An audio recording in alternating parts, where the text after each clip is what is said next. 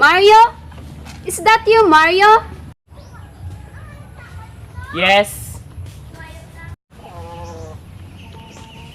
I'm glad you're home early. Don't wake her up, Mario. She's tired. She cried the whole day. Has she been eating well? She wouldn't eat even a mouthful of lugaw, but I'll buy her some biscuits. Maybe she'll eat them. I'll take some of the money. Gloria! Can't you wait a minute? Hey, what's the matter? Why are you suddenly so touchy? Who wouldn't be? I'm talking to you about the child and you bothered me by ransacking my pockets? I wish you would think more of our daughter. My God! Why do you think I need some money? To buy me a pretty dress or see a movie? Tone down your voice. You'll wake up the child. All I want is a little money to buy her something to eat. She hasn't eaten anything all day. That was why it was bothering you. I'm sorry, Gloria. It's alright, Mario. Now, may I have some of the money? Money? I don't have any. Right now. Today is payday, Mario. Yes, but But what? Where's your pay for the week? I don't have it. What? I waited you for the whole day and you tell me? That I have nothing? Nothing? What do you want me to do? Steal? I'm not asking you to do a thing like that. All I want to know is what you did with your pay. Nothing is left of it. Nothing? What happened? Oh, I had a few drinks with my friend. Before I knew it, I had spent every centavo of it. Mario, do you think you can make a fool of me? Haven't I seen you drunk before, crawling home like a wounded snake and reeking of alcohol like a hospital? You don't smell or look drunk. Alright, so I didn't go drinking. But your pay, what happened to it? It's better if you don't know, Gloria. Look, Mario, I'm your wife. I have the right to half of everything you get. If I can't have my share, I have the right to know at least where it went. Gloria, you'll feel better if you don't know. I must know. Alright, I spent it all on another woman. Another woman? I don't believe it. I know you wouldn't do such a thing. I don't know you had so much faith in me. No, Mario. What I mean is, you wouldn't spend all your money when you know your daughter may need some of it. You love her too much to do that. What's wrong, Mario? Nothing, Gloria. Nothing. I know something is wrong. I can feel it. Tell me, what is it? Gloria, I've lost my job. Oh no! It's true, Gloria. What about your pay for the whole week? I lost my job a week ago. And you never even told me? I thought I could get another without making you worry. Do you think you can get another within 5 months? It took you that long to get the last one. It won't take me as long to get another. But how did you lose it? What's the use of talking about it? That won't bring it back. Mario, Yes. have your sinful fingers brought you trouble again? Now, Gloria, don't try to accuse me as they did. What did they accuse you of? Just what you meant to say, pilfering, they call it. What else you would call it? What? According to them, did you steal? It was nothing much. Nothing really at all. What was it? It was an apple. An apple, you mean? Yes, and they kicked me out for it. For taking one single apple. Not a dozen, not a crate. That's what you get, nothing. Stopping to think before you do something. Could I have guessed they would do that for one apple when there were millions of them? We were hauling them to the warehouse. I saw one roll out of the broken crate. It was big. Suddenly, I found myself putting it in my lunch bag. That's the trouble with you. When you think of your own stomach, you think of nothing else. I was not thinking of myself.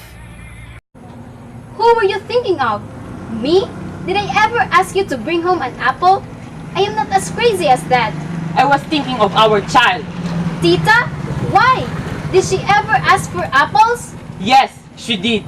Do you remember the day I took her out for a walk? On On our way home, we passed a grocery store that sold delicious apples at 70 centavos each.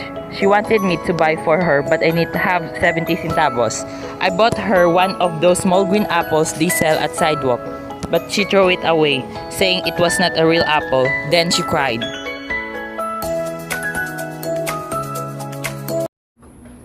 You should have tried to bring home pandesal or rice or milk and not those delicious apples. We're not rich. We can live without apples. Why? Did God create apple trees to bear fruit for rich alone? Did He create the whole world for everyone? That's why I tried to bring home the apple for Tita. When we brought her into this world, we sort of promised her everything she had a right to have in life. So for a measly apple, you lost a job you need so much. I wouldn't mind losing 1,000 jobs for an apple for my daughter. Where is this apple you prize so much? Were you able to bring it to Tita? No, they kept it as evidence. See? You lost your job trying to filch an apple, and you even lost the apple for which you lost your job.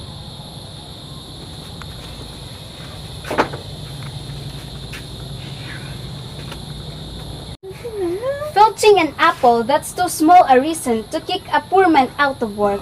You should ask them to give you a second chance, Mario. They won't do that. Why not? Can't you see? They had been waiting for me to make a slip like that. They wanted to throw me out for any reason, so that they may bring their own man in. You should complain. Suppose I did, what would they do? They would dig up my police record. But Mario, that was so long ago. Why would they try to dig that thing up? They'll do anything to keep me out. But don't worry, I'll find another job. It isn't really so hard to find a job nowadays. You know, I've been job hunting for a week now, and I think I found a good job. There you go lying again. Believe me, I'm not lying this time. You're always lying. I can tell when you're telling the truth. In fact, I'll see someone tonight who knows a company that needs a night watchman. Aren't you trying to make me feel better, Mario? No, Gloria. Honest? Honest. I knew God wouldn't let us down. He never lets anybody down. I'll pray tonight and ask Him to let you have that job. But Mario, would it mean that you'd have to stay out all night? That will be alright. I can always sleep by the day. What I mean is, it will be different when you aren't by my side at night. But oh, I think I'll get used to it. Why don't you go and see these friends of yours right now? Anyway, you don't have to do anything tonight. Don't you think it's nice to see him as early as you can? Yes, I think I'll do that. Here, Mario, put this on and go. I stay up and wait for you. No, Gloria, you must not wait for me. I'll be back quite late. Alright, but I doubt if I can sleep a wink until you return. Mother was wrong. You know, before we got married, she used to tell me, Gloria, you commit your greatest mistake of your life if you marry that good-for-nothing loafer. You can't make him any straighter that you could a crook war with your bare hands. oh, I wish she were leaving now. She would have seen how much you've changed.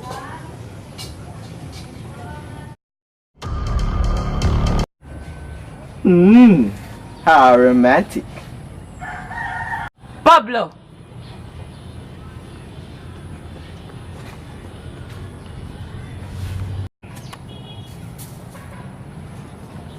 You're not glad to see me, are you? What are you doing here? What do you want?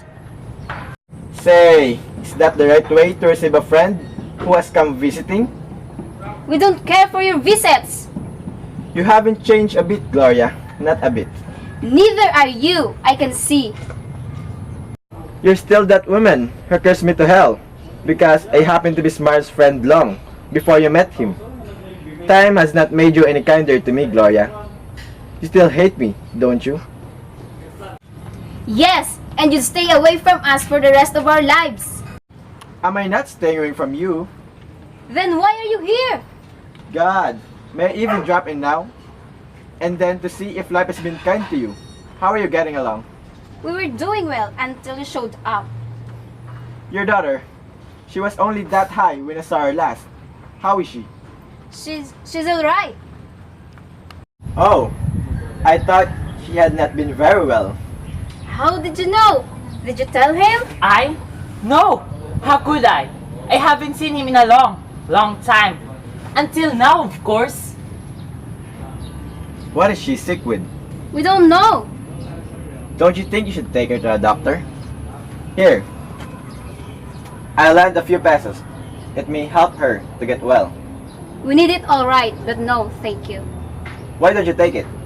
Paying you back will only mean seeing your face again. Well, if you hate my face so much, you don't have to pay me back. Take it as a gift. The more reason I should refuse it. Alright, if that's how you want it. Mario has stopped depending on you since the day I took him away from your clutches. Haven't you realized by now that it was a terrible mistake? You're taking him away from my clutches? I have no regrets. How about Mario? Has he no regret either? He has none. How can you be so sure? When he and I were pals, we could go to the first-class air-conditioned movie every other day. I'll bet all my money I have here now that he has not been to me since you liberated him from me. And that was almost 4 years ago. One cannot expect too much from honest money, and we don't. What is an honest money? Does it buy more? Or honesty? What is it? Dressing like that? Staying in this dungeon you call house? Is that what you call beautifully honesty? Pablo! See? What happened to your daughter? That is what honest money has done to her. And now, how can honesty can help her? She is not sick. She needs no medicine. You know that? You know very well what she needs. Food, good food. She's undernourished, isn't she? Pablo! I know you have come to lead him back to your dishonest ways, but you can't. He won't listen to you now. You call this living? This, Gloria, it's what you call dying. Please stop! I get tired waiting for you, Mario. So you have been seeing each other? I was afraid for you. Pablo, I told you she would not know. It's alright. Mario, you better tell her everything. She's bound to know later. Tell her what you told me. That you no longer believe in the way she wanted you to live. Tell her. Mario, is this what you mean by another job? Oh Mario, you promised me you were through with him. You said you would go straight and never go back to that kind of life. Gloria, you must try to understand. I tried long and hard, but I could not lift us out of this kind of life. You're to blame for this. You son of the devil, you've come to him when you know he's down. He came to me first. You know he'll cling to anything and do anything, even return to the life that he hates. Get out of our sight. Get out. Alright. I'll leave. Just as soon as Mario's ready to go. He's not going with you. Is that so? Why don't you ask him? I said he's not going. Go on, ask him. You're not going with him, are you, Mario? Tell that crook that you're not going with him anywhere. Tell him to leave us and never come back. Tell him to go. Please, Mario, please. Gloria, Mario, I know he has talked to you and tried to poison your mind again. But don't go with him. This is still the better way of life. If things have not been turning out well, you must know that God is not letting us down. Gloria, You're going. I can see that you want to go with him. Oh, you leave me here again? Wondering whether you'll be shot in the head or put into the jail? Don't worry about him, Gloria. He's safe with me. We won't go anywhere near jail. I've got connection. You hideous beast! You! Get out! Get out! I'm going with him. Don't, Mario, don't! You can't make me stop now. I've thought about this last week. No, Mario, no! You take good care of yourself and your child. I'll take of good care of myself. Don't wait up for me. I've come home very late.